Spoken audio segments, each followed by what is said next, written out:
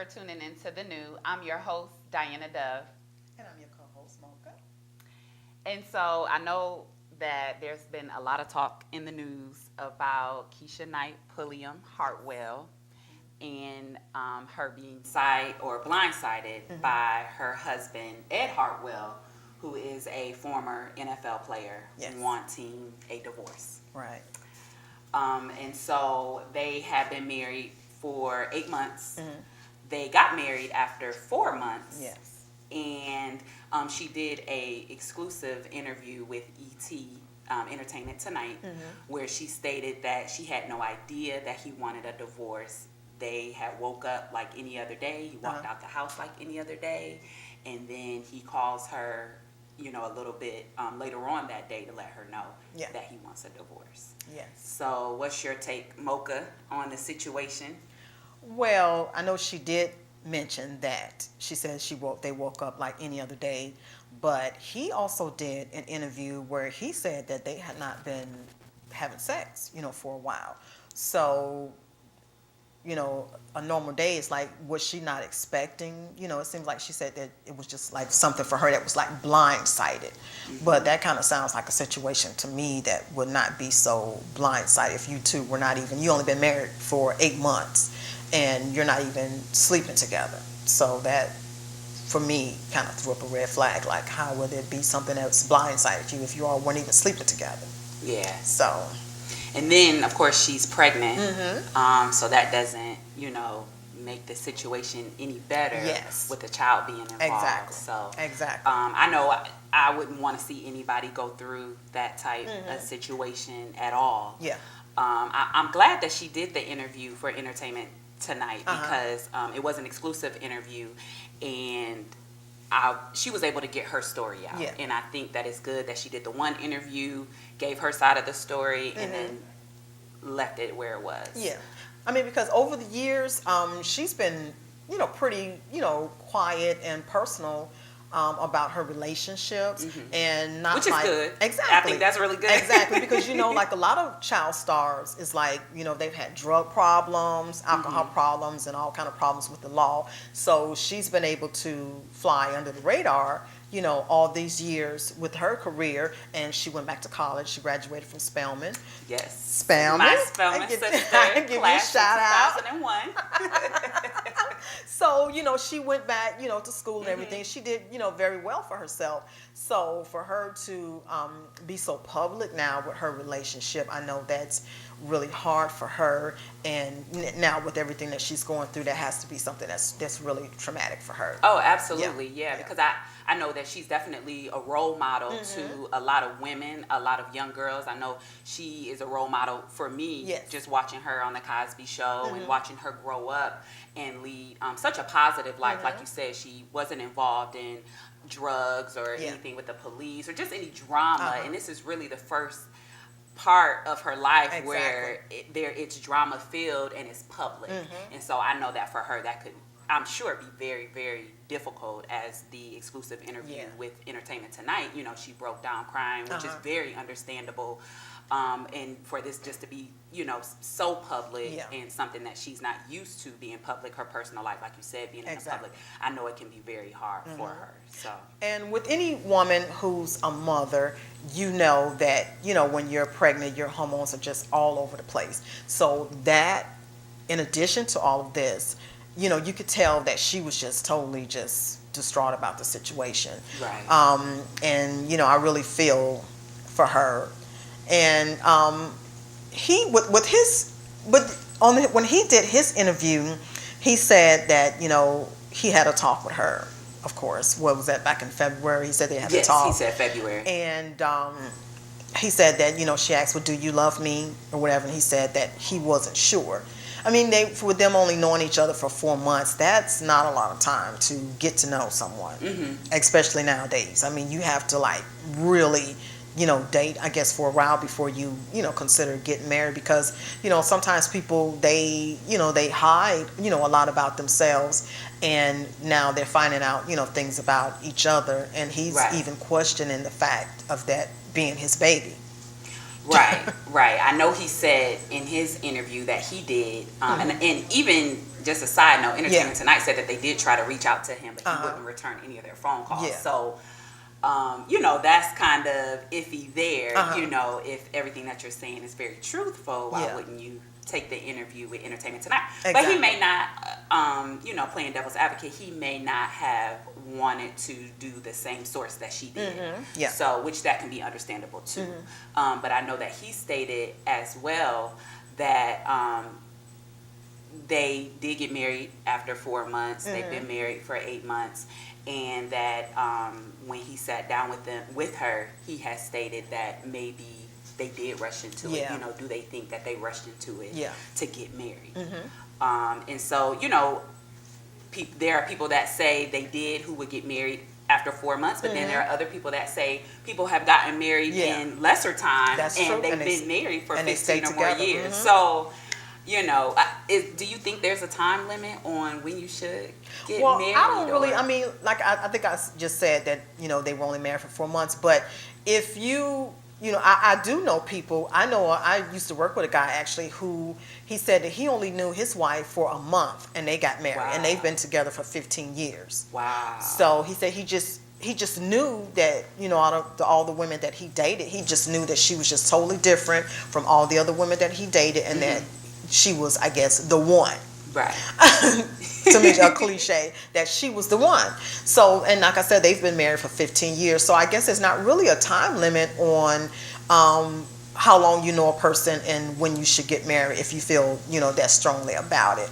And I think for her case, I'm thinking that she's getting a little older and she's going to be 40 soon, and society puts on females that like if you're not married by this time, if you don't have a baby by this amount of time, that you're an old maid or something like that. So maybe she's feeling that she needs to hurry up and get things going before she reaches that 40 mark. And it's a little bit more dangerous too as you get older, trying to have a baby for females. So maybe that's what she was thinking, that with them getting married in only 4 months, so she wanted to hurry the process up. Yeah, that could be, possible as well. And, to your point too, there have been people who have dated for years, sometimes 5, 10, 15 years before they get married, and then they end up getting a divorce as well. Exactly. So I know, like a rule of thumb, I would say a minimum of a year to 2 years,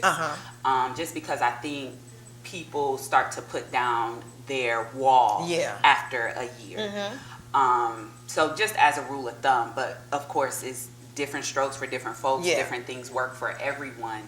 And as we can see in this situation, things didn't work out. So what does Steve Harvey say in his book? What is it, 90-day rule? Oh, the 90 day? Yeah, the 90-day rule. So they kind of, I don't know, I guess they were slightly over the 90-day rule before they even, got married. I'm assuming, I'm guessing they had sex within that 4 month time. I'm guessing. I don't know. I wasn't there.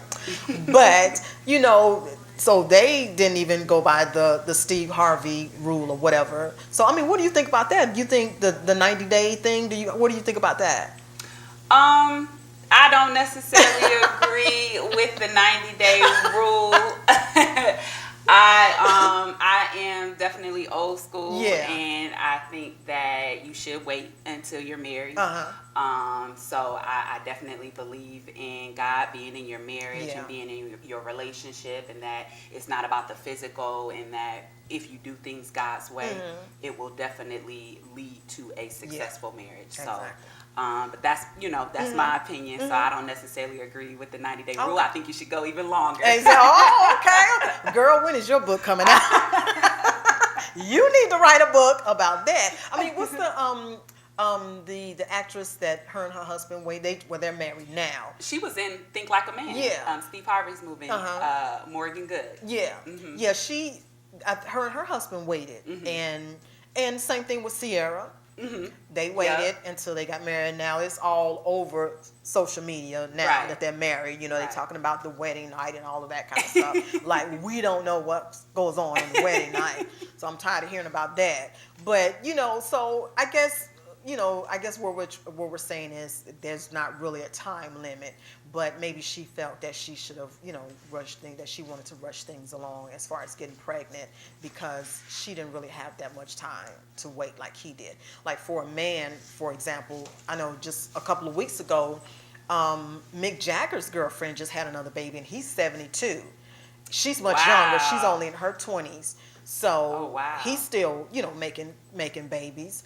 And, you know what I'm saying? So women, it's a little bit more rush for us, by society to hurry up and have babies and get married and things like that. So you won't be labeled as an old maid, or people think that there's something wrong with you if you don't have kids or if you're not married by a certain age. Mm-hmm. So, maybe that's what she felt. And I think a lot of times women put that pressure on themselves. Mm-hmm. Of course, it's society pressure. Right, that's right. But I think women put that pressure on themselves as well. I believe in everything working in divine order. Yeah. And that, regardless of what society says or anyone says, that when it's your time, if you do want to have a child, when it's your time, you will be able to get pregnant. Exactly. And that if you're not able to get pregnant, that there's definitely plenty of children that would love to have loving parents. But I do think everything would work in divine order. Yeah. But I definitely, wish Keshia Knight, Pulliam Hartwell the best, especially with her being pregnant and everything. I hope that they can come to some agreement where they're able to co-parent effectively together, whether they're together or they're apart. I think it's always important that you try to have both parents to raise the child. And I just hope that, they can really work things out, if not for anything else, but for the child that they have together. Yeah. So I definitely wish them all the best in everything that they do. Yeah. I know she revealed that she is having a little girl. Yes. And I know he has a son from his previous marriage with Lisa Wu. So that may be another reason why he may have wanted to wait, because it's not, like I said, the same thing with Mick Jagger. It's not so much of a rush with him, because he can just, men can have kids, a little later than we can. So he didn't want to, rush, into it that as fast as she did. So, I don't know. It's just, I guess then they couldn't come to that agreement, or maybe she decided on her own to just go ahead and just rush things or whatever. So, I don't know. We'll see how that plays out. Yeah, we'll see how it plays out. And I know, too, in her interview that she did, she stated that her focus was really on her daughter, and she didn't want her daughter to have to come into a situation like that. Exactly. So I think her focus is on the right thing. And so I just wish the best for them. Yeah. Okay. All right, but we're going to take a quick break, and definitely stay tuned. We'll be right back. All right, we'll be back.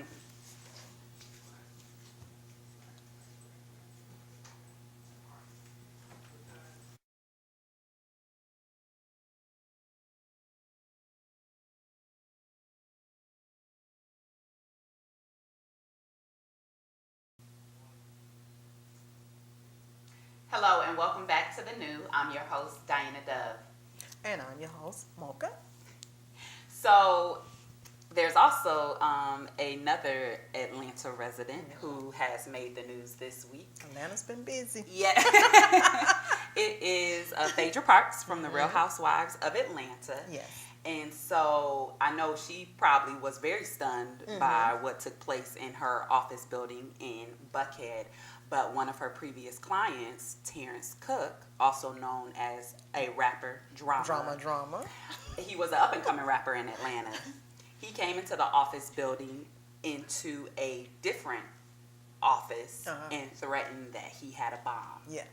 And so it wasn't Phaedra's office, but that was the office that he was looking to go into. Yeah.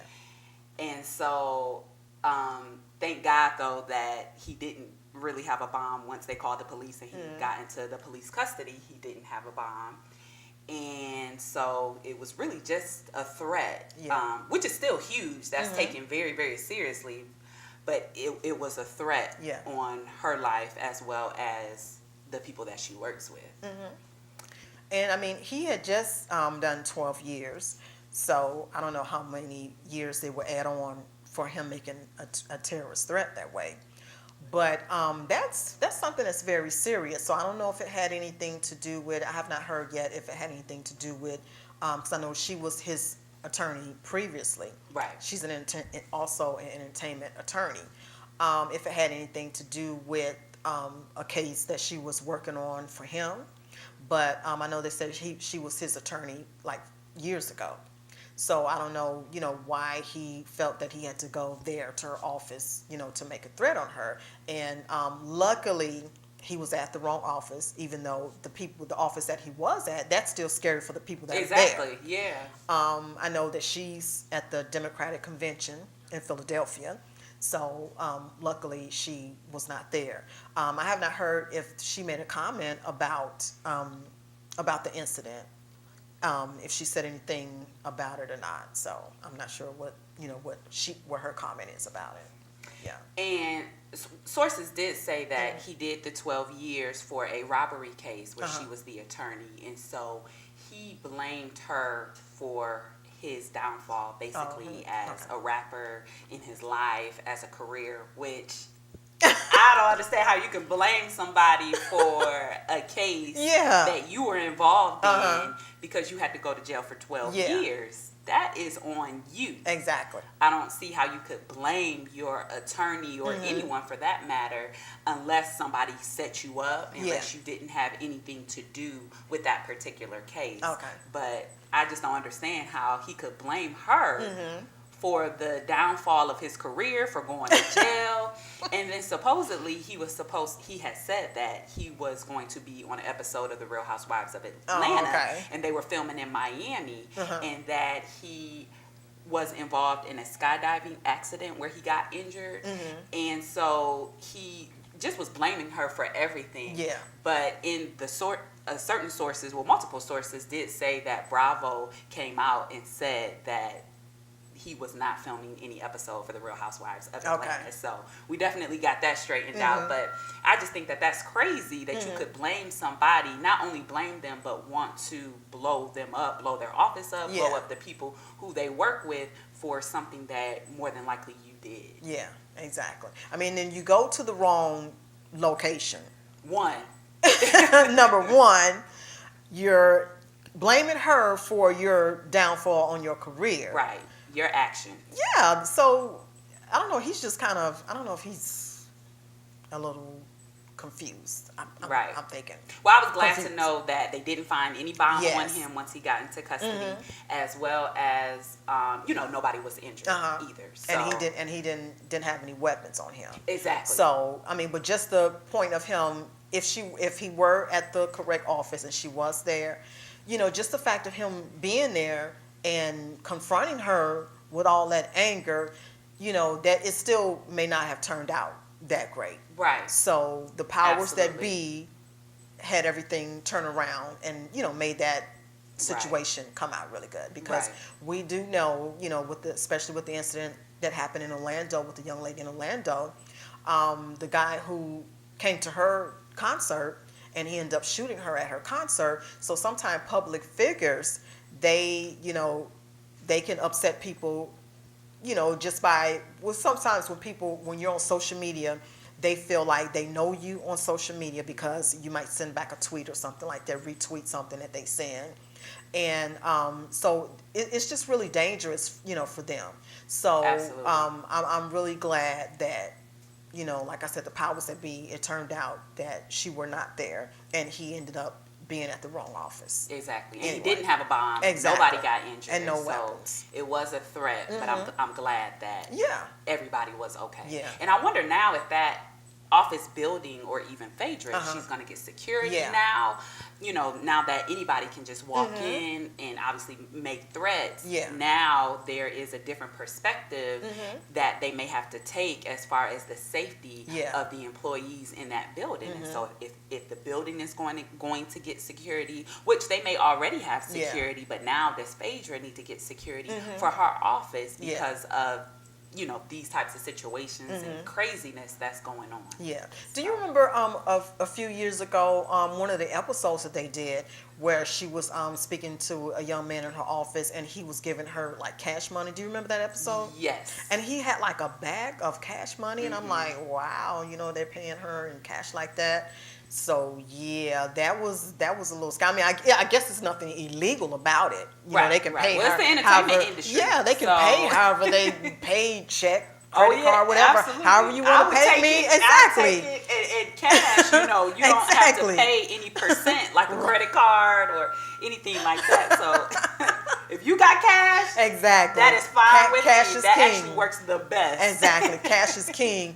But you know, I guess the point I'm trying to make is, you know, with an incident like that, with the guy coming to threaten her, and with the type of business that she's in, and sometimes her clients paying her in cash money, you know, that makes, you know, the whole situation a little bit riskier. So I would think that she should have, you know, some type of security or something like that, you know, with all those situations going on, you know, with her, you know, taking cash payments and some of the people that she may represent, and the fact that she's now so, you know, public. She's such a public person now because of the Real Housewives being so popular. Right. You know, that's a lot of stuff to take into consideration, that if she does not have security, which I doubt, you know, for her to kind of reconsider everything that's going on, you know, with that, and that she should definitely think about, you know, getting some type of security, because that was like something that's really scary. I was just completely shocked when I, you know, read that news story, and I said, what? Somebody is going into an office building trying to blow it up, and you're blaming them for your downfall in your life? Exactly. That was just crazy to me.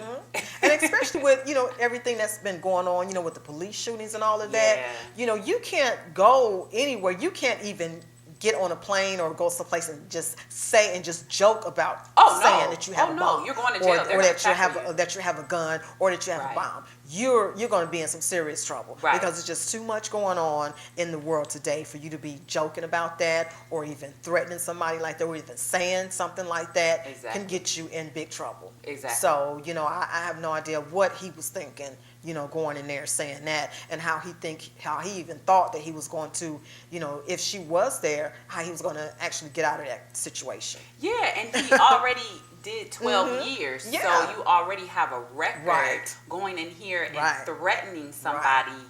Did he think that they weren't going to call the cops at some point? You know, I just don't know what he was thinking at all.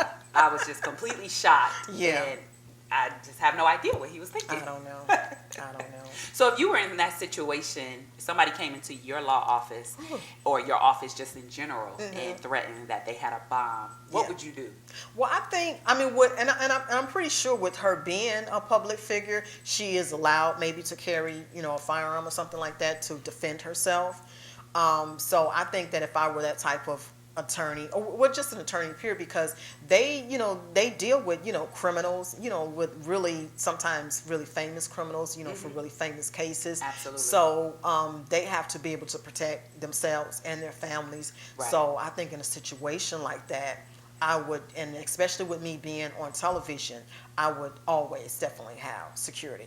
And especially with her being a mother also, I would definitely have security, or, you know, some type of person with me at all times that, you know, I can, you know, feel like I'm going to be safe. So that would be what I would do if I were in that situation.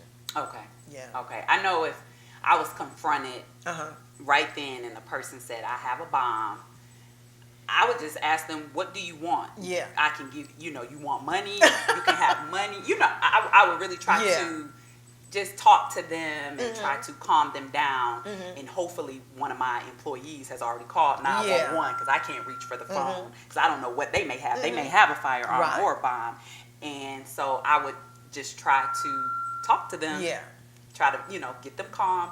I can give you however much money you want. We can work this out.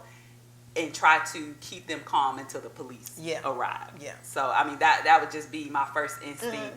And on the inside, I'm just praying. Yeah. I mean, it's really sad that it has to come to that. But in this day and age, you can never be too safe. You really can't be too safe. Absolutely. You know, like I said, with her being in the public eye, and the type of attorney that she is, you know, you have to make sure that you're safe out there, because for people like that, you can't just go around in your regular daily life and do the normal things that you would have been able to do before the fame. That your whole lifestyle has changed at that point, and you just have to have a completely different type of way that you carry on with your life after that. I mean, and that's very unfortunate. Yeah, it is. That you can't walk around in peace just because you're a public figure. So now she has to think about at all times, is someone out to get me? I mean, because I guess living here in Atlanta, there's so many celebrities here in Atlanta that you may just run into a celebrity anywhere. And you may feel like you want to go up and talk to them because this may be somebody that you just really like, that you've seen on TV, and you feel like you want to go up and say something to them. But you have to, be a little cautious and also respect their boundaries, because even though they are public figures, they do have a life, and they are allowed to just go out and get coffee, the same way that we do, without being disturbed.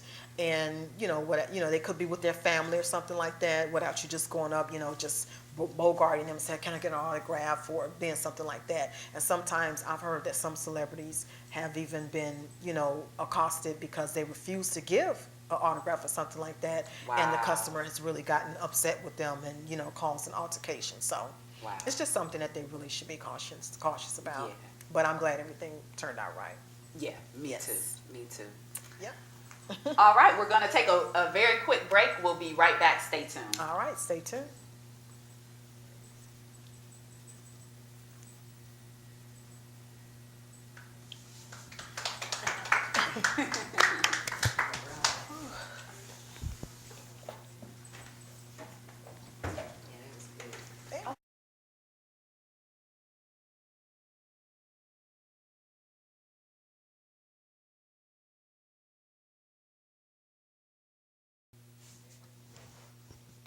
Thanks for tuning into The New. I'm your host, Diana Dove.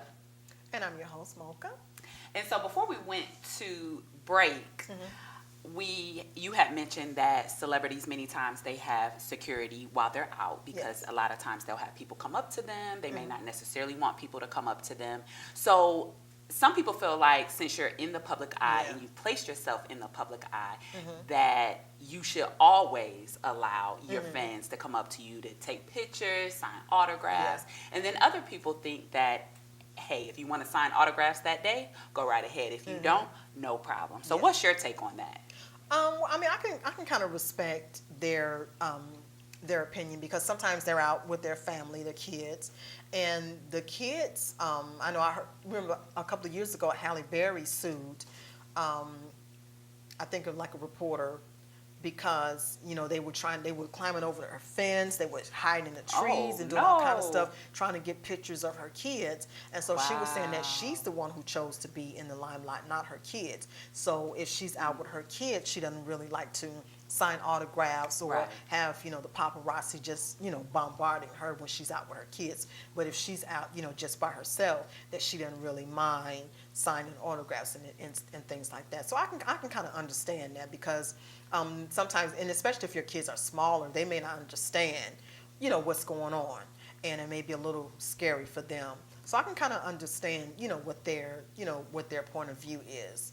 But I guess you get so excited, because I was as a fan. Exactly, because I was in Dunkin' Donuts a few years ago, and I saw Usher, and I was like, what did you do? Girl, and I love my Dunkin' Donuts coffee, and nothing and nobody can take me away from my Dunkin' Donuts except Usher that day. And I know he likes older women. So I was saying to myself, should I or should not? But I'm like, nah, I'll just let it go. So I didn't bother him. But I'm sure there were other people that did. Exactly. Especially in Atlanta. Exactly. Where he's so from. I said, okay, I'm not gonna do that. Just let the man come in here and get his little coffee and his donuts and let him get on, by his day. So I did not do anything. But I was tempted, but I did not. So, I can understand, what they're saying. Sometimes they just want to be off stage and just go, get coffee or do whatever, and then just, go about their day. So I can understand that. And I think a lot of times too, people forget that they're human as well. Mm-hmm. So if you put yourself in their shoes, they may not always want to have that hustle and bustle. Mm-hmm. Yes, they did put themselves in the limelight, but they put themselves in the limelight to act or to sing or to rap, not necessarily be bombarded every day by people. Now, granted, that can definitely help their career because they're showing love to their fans. Yeah. And at the end of the day, it's really your fans that continue to propel your career. Right. But at the same time, they're human as well. They would like to, like you said, get a cup of coffee and just have time to themselves, let them gather their thoughts, spend time with their kids. So I definitely agree with Halle Berry. She chose to be in the limelight. Yeah. So if you wanted to take pictures of her all day, that's fine. But her kids didn't choose to be in the limelight. And they're kids. Exactly. Many times they don't know how to handle it. They don't understand it. And so I definitely agree with her that these are my kids. They, at this time, are not choosing to be in the limelight. And I was the one that chose to be in the limelight. So I definitely understand and agree with that perspective. Yeah. And I know myself, when I see celebrities out, I just let them be out. And of course, I don't think there's anything wrong because that's very, I know they're grateful for their fans and they want to sign autographs and take pictures and things like that. But at the same time, they also want their space as well, just as human beings. So I myself try to respect that, especially when there are so many other people trying to get their attention and take pictures and things like that. So I know for myself, I'm not one of the people to run up to them. Now, if they happen to be standing by me and they start a conversation, that's different. Exactly. I'm definitely going to converse with them, but I'm not going to bombard them. Yeah. And I guess some people can be, really pushy, with that point, like you said, they feel like, well, if it were not for me, you would not They're be entitled. A celebrity because I buy your CDs, I go to your movies or whatever. Right. And sometimes they can be a little pushy. I remember seeing one day LaTanya Richardson, who is Samuel Jackson's wife, she said that, sometimes when they're out, she said women would just literally push her out of the way. Oh no! To get to Sam. The wife? Yes. Oh, absolutely not. And she said, and that's so disrespectful. Exactly. I mean, and as you know, you and I both know, women in general, if you're not famous, they can be a little disrespectful when you're out. Sometimes with you and your husband or you and your man or something like that. So, with a celebrity. She feels like, he's all on the big screen or whatever, and she wants to get to him. So she just, which his wife is, a celebrity also. Right. And she said that women would just literally just physically push her out of the way. Oh, no. Just to get to Sam. Oh, no. And his wife, she looked like she don't play no games. Right, I was going to say, it may have been an altercation. Exactly. So you may want to reconsider doing that. That's a risk I'm not willing to take. So his wife looked like she don't play no games. So you may just want to just wave at Sam, try to get a picture or a selfie, and just keep it moving. Right. So, I really understand that. I really understand. And to your point, I think people should always respect the person that they're with, whether it's their wife, a friend, whomever, that you always acknowledge the person that you're going to talk to, but also who they're with. I just think that that's common courtesy. Yeah, just say, hey, I'm a fan. Right. And just, hi, my name is Diana, and I really am a fan of your husband. And of course she'll understand, and I know that she would, or anybody would appreciate that. And I think it's very disrespectful when you don't acknowledge whoever that they may be with, whether you know them or not. Just, hi, how are you? And then move on with your conversation. So, and I know also too, a lot of celebrities may feel uncomfortable because being in front of a camera or on a radio or on stage is very different than being face to face with people. And so I know a lot of people are uncomfortable with people in their personal space. And that's just one person, let alone if you have 5 to 10 people in your personal space taking pictures, wanting autographs. Many people don't know how to handle that. And so, again, to your point, we should always respect if celebrities do not want to sign autographs or take selfies, that you respect that and you just move on. Yeah. And hope that there'll be another time that you get to meet them. Exactly. And don't go all on Twitter and, and just making all kind of rude comments and, because you know how people do. That's the first thing they want to do. Yeah. Nobody wants to talk anymore. They just go straight to Twitter or Social Facebook media. and say, Exactly. oh, I just saw Diana Dove at the mall and she thinks she all that. And if it wasn't for me, she wouldn't be this, she wouldn't be that. And I'm never buying her CDs again. And, the next thing you know, then it just starts a whole flood of other people who, they piggyback on that, and just before you know it, it just turns into a really bad situation. Right. And now everybody, has it out for you because you don't want to sign an autograph. Right. And I know that nowadays with social media, even if celebrities don't necessarily want to take a picture or sign autographs, they do. Yeah. Because they don't want their Yeah, fans they going don't on want social them. media Yep, exactly. and providing that bad publicity. Exactly. So it's kind of a catch-22. I know. That's But also in the news is Power. yes. That premiered the third season on July 17th. So far 2 episodes have came out. And I think it was very interesting for that first episode when he got out the car with Angela. So it showed now that he was clearly with Angela, no longer with Tasha. And that him and Tasha are separated or divorced. They didn't really talk about that on the show, but they're clearly separated. But that's the same exact way that the first episode of season 1 started. Him getting out the car with Tasha at the club, at Truth. Yeah. So I thought that was very interesting as well. I think they probably did that intentionally. I'm sure they did. Oh, I'm sure absolutely. I'm absolutely. sure they I did. think everything on that show exactly. is intentional. Right. Exactly. Which makes it such a great show. Right. So if you have not seen Power, first of all, shame on you. Second of all, if you have no power in your life, if you have no life at all and you need some power, you need to watch Power. And it comes on Starz Network. I know a lot of people don't have Starz, but I also hear that a lot of people who did not have Starz, that now they do. Oh, yes. And it's kind of like one of their biggest shows now because of, the show Power. Right. So, like I said, if you have no power in your life and you have no life, a humdrum life, or you kind of bored now that Empire's gone off, just watch Starz. I was really anticipating the show coming back on.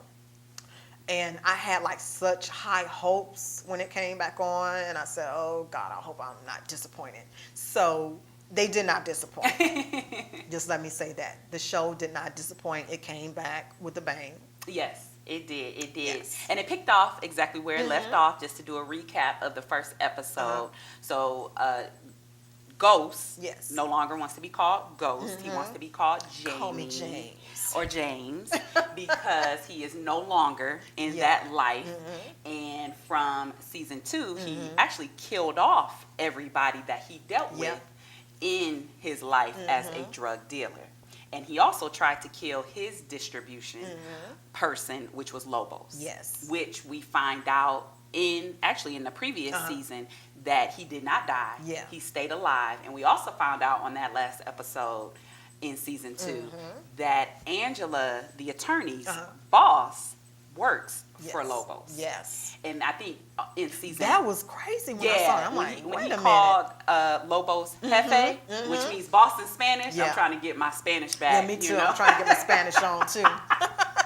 So Jefe means boss in Spanish. But when he called him that, you should have seen my eyes. I was like, oh, he is working for Lobos. Yes. So that they go into depth a little more on the first episode. Again, you have to tune in and watch it.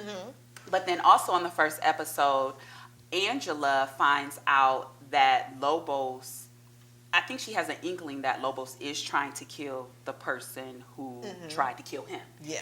And she knows that that's James. But she doesn't ever come out. She was about to say it to him or maybe something along those lines, but she never comes out to tell him that his life or their life may be in danger. And then at the same time, James also knows that Lobos is trying to come after him. Yeah. And it seems like, and this is just my opinion, that he thinks Lobos is trying to come after him and Tommy. Okay. But little does he know Tommy is trying to come after him. Exactly. Because Lobos told Tommy that I need you to kill Ghost, because obviously Lobos knows that Ghost probably tried to kill him. I need you to kill Ghost. And if you don't, I'm not only going to kill you, but I'm going to kill your girlfriend Holly, and I'm going to kill the dog. Poor dog. So, yeah, I mean, it's a lot going on. It's a lot going on. And then also, we find out that he tells Tasha that he killed Kanan and that he did not kill Sean, because she thought that James killed Sean too. Yeah. So, but definitely stay tuned. We have to take a quick break, but stay tuned and we'll come back to recap episode 2 of Power. Okay. Girl, we just be waiting for you so we can see you dance. We just want to see you dance.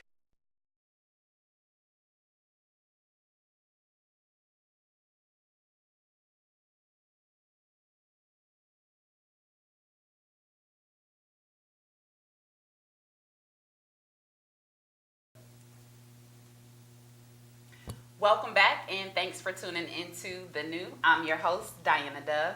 And I'm your host, Mocha. And before the break, we were talking about Power Season 3, Episode 1. We did a quick recap, so now we want to bring you up to speed on Episode 2 of Season 3. Okay. And so with this episode, one thing that I was really surprised about, but I was really glad they put in there, were James's kids. Yeah. All 3 kids came and spent the night over Angela's house with them. And so I think that was really good to put that in there and to show Tasha kind of going through the movements of going to the apartment, checking it out, make sure it was safe for her kids, especially their youngest daughter. And then also kind of showing her back at the house by herself. I think they really made that episode real, especially those things, because it's things that people go through in everyday life. And I'm glad to see that Tasha did take the high road in really wanting her kids to still be a part of James's life, even if that meant that he was with another woman. And it allowed their kids to still spend time with him. So I think that that was still very important. And I'm glad that they showed that, and I'm glad that Tasha took the high road, because as she mentioned in the episode, that when her parents got divorced, she never saw her father, see her dad. and she didn't want them to go through what she went through as a child. So I'm glad to see that, of course, even though she wants to be with James and they're no longer together, that she's not putting the kids in between it. Because to me, in season 2, she did kind of put the kids in between it, because she wouldn't allow him to come to the house, and therefore they couldn't see their father. But I think season 3 now, she's taking the high road and really allowing them to maintain that relationship with James, which is important. And I know, keep in mind that she is still really not on board with him trying to get out of life, because she really liked, you know, having the fast money, you know, she, you know, having the nice clothing, you know, she, in one episode, I can't remember if it was from season 2, when she was showing about all her expensive handbags to Keisha, yeah, she gave it, and she just gave her girlfriend like this really expensive handbag, you know, and I'm like, ooh, I need a friend like that to just give me her $1,000 handbags, you know, pass them on down to me, you know, so she really likes that lifestyle, and she's really not on board with him, you know, going straight or legit. So for her to, you know, be so calm about it, I'm thinking that maybe something's going to happen, you know, a little further down before the end of the season, where she's going to kind of go back to the old, you know, person that we know, because she's not really too great with this going legit thing. And I know in season 1 too, she had mentioned Cantos, who was the manager of Truth at that time. he showed her the numbers on what they made for their opening night, and she was like, oh, that's nothing. And so you could tell that she feels like the club is a waste of time because it's not bringing in as much money as the drug business. And remember she said, oh, because you're only making club money now. Right. You know, and I'm like, okay. Right. So now you're just making club money now. So can we afford this? That's what she told him. Right. So and she's not thinking about their safety. Yeah. So if anything else, not only are you breaking the law, but you're putting yourself, your husband at the time, as well as your kids in danger. If anything else, why don't put your kids in danger? And so, and I think that's one thing that he truly sees in Angela is that Angela wants to see him thrive and be successful in a legitimate business, and she encourages him. Now, granted, I definitely don't agree with him cheating on Tasha. At the same time, I can understand what he sees in Angela, and I think, of course, he should have gone about it the right way if he no longer wanted to be with Tasha for whatever reason. That they went ahead, got a divorce, and then he dated whoever he wanted to date. But I know that that's what he sees in Angela is that hope, somebody that encourages him, wants to see him succeed in a legitimate business. And Tasha, remember in season 1, he said, when you first met me, what did you think I would be? Yeah. And she said, the biggest dope dealer in New York City. Exactly. And I was just like, really? That's what you wanted him to aspire to be? The biggest drug dealer in New York City? My mouth dropped. I want you to be the king of New York. Right, in the drug business. And I was just like, did she really just say that? And you have a family with 3 kids? Yep. You should not want to continue to be in the fast life. So I know that that's definitely something that he sees in Angela that he does not see in Tasha, and never saw that in Tasha, because she doesn't encourage. She encourages him in the drug business. She encourages him to do the wrong thing. But she never encourages him to do the right thing. So that's why I kind of feel that before the end of the season that Tasha's going to come back, you know, to her old self and say, okay, enough with this legit crap. This is really getting boring to me right now. So, and the money is not what it used to be, and I can't get all these fancy handbags the way I used to. So, you know, when are you going to get back to the old, instead of you telling me to, and then he told her to call him James too. And when he told her, she's looking at him like, what? But like, you see, she still calls him Ghost, because when she went over to Angela's house, she referred to him as Ghost, and that was the attorney in the case. Now, what did you think about that scene with her and Tommy sitting at the table in the restaurant?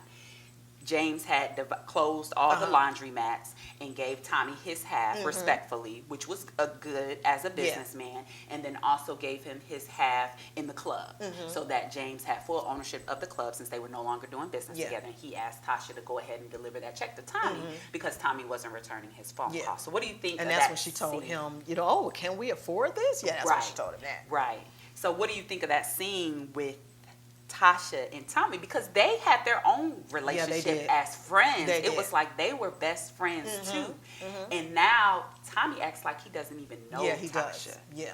And so she tells him, well, you know, I'm collateral damage in this situation. So whatever happened with you and Tommy, now I'm suffering. I can't even, you know, be friends with Tommy. So, you know, that, I guess with him being legit, and then Tommy doesn't want, of course, him to be legit either. Oh, no. Tommy likes the money, and Tommy's girlfriend likes the money. Holly, you know? Who is a thief. Did you see her take the check? Yeah. So Tommy said that I'll go ahead and deposit the money, and she wanted to deposit the money herself, I'm sure, so she could get some of the money directly. And so while they were being intimate, she stole the check off of the table. I said, just a thief. I know. So I'm not feeling her. I mean, I never really liked Holly's character anyway, but I'm feeling like she's gonna try to do something to Tommy, you know, before the end of the season. Also, that's gonna be a little shady. I think because so, she's very shady anyway. So I know she's gonna do something a little shady. Because she also called in episode 2 of season 3. She called Tasha so that Tasha can come back and I'm sure she called her to do the books because that's something that Tasha knows very well. She went to school for that. And I wouldn't be surprised if those two, Tasha and Holly, got together and tried to do some old shady crap. I would not be surprised. Yeah, I wouldn't be surprised either, just because I wouldn't put anything past Tasha at this point. Definitely because she is very hurt. Definitely. So even though she kind of was the first one to sort of step out on Ghost, even though she didn't in season 1, she wasn't intimate with Sean in season 1, but she was definitely over the line. Right. That second episode, all James did was take a number from somebody. Now, it could have been, granted, it was his ex-girlfriend, but he could have really been just trying to be nice. Yeah. Right? She doesn't know that. He could have been trying to be nice.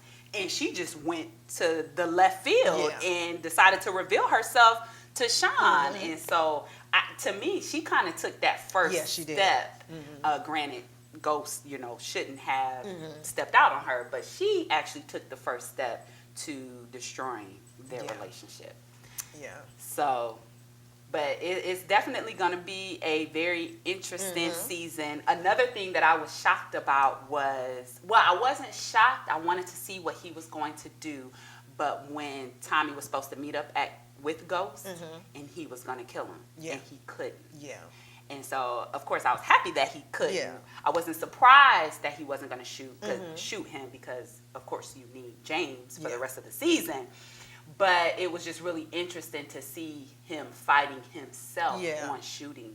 Exactly. James. I mean, because they were childhood friends. I mean, and even though, I guess if you're really friends with somebody for a long time, and if they do something, to hurt you or something that you feel like that they should not have done, then of course I know you're going to be upset about it, but you can't really turn off those feelings for that person that you've been friends with for all those years. So that's kind of the conflict that he's going through. He wants to fulfill Lobos and he wants to be the king himself. He wants to take Ghost's place, but he does not want, he still is loyal to Ghost because of the very strong. They were kind of like more than just friends. They were more like brothers. He refers to them as his family. Yeah. James and Tasha. Yeah. That's my family, not just my friend or my best friend. That's my brother. And the kids, I think the kids call him Uncle. Uncle Tommy. Yeah, they call him Uncle Tommy. So he's more than just a friend to him. Exactly. And he's just really conflicted with what he wants to do in this situation. And you can tell that he's very conflicted being the head person in charge because James, or Ghost as he's called on the street, he has a lot of finesse. So when he's talking to the various partners that he's working with under him to distribute drugs, he's very calm. He thinks things through. And Tommy's just a hothead. Yeah, Tommy goes in angry. Tommy just goes in. Like he threw those guys off the roof. He's just like, ooh, yes. He's like, okay. And Julio was like, what are you doing? You should never show your face. And he had even went to James and said, Tommy does not know what he's doing. Exactly. He's going to get us all killed. He showed his face when he was killing somebody. That's something he would have never done if you were in charge, trying to get him back into the business. But James definitely stayed true to himself and said, no, I'm out of the game. And Julio left. Yeah. So, but I know Tommy is really struggling with taking on all the ownership because he gets frustrated. When people ask him questions, well, why aren't we getting distribution? How come the distribution was low this time? He gets very frustrated and upset. He's like, I don't know. We're going to figure it out. So it'll be interesting to see how long he can be in charge of this distribution. So sometimes you don't always need to be in control. Sometimes you just need to be the wingman. And I think Tommy is more of the wingman position. So too. I think he really is. I think he's more of the, I guess to me, he's more of the muscle. He's more of the muscle. Right. I think that's what he is. And Ghost is more of the brains. Right. That's her. That's my perception of those two. I think so as well. So, well, all right. We are going to go ahead and wrap up today's show. Thank you all so much for tuning in to the new. Definitely tune in to the next episode. And we will talk to you all and see you all next time. Thank you so much.